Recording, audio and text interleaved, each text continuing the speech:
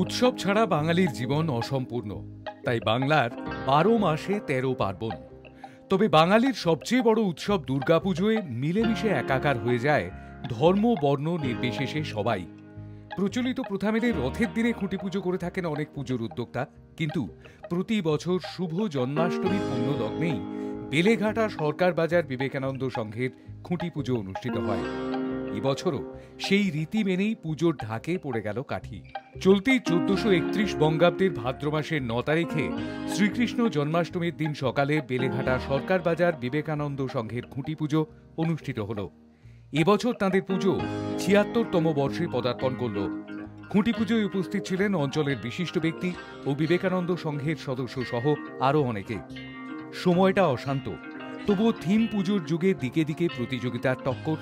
তবু সাবেকিয়ানাকেই পুজোর ভাবনায় নিয়ে আসেন প্রতি বছর বেলেঘাটা সরকার বাজার বিবেকানন্দ সংঘের কর্মকর্তারা।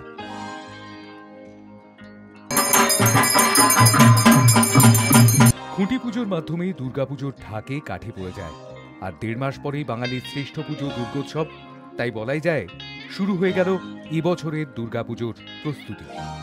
High news network.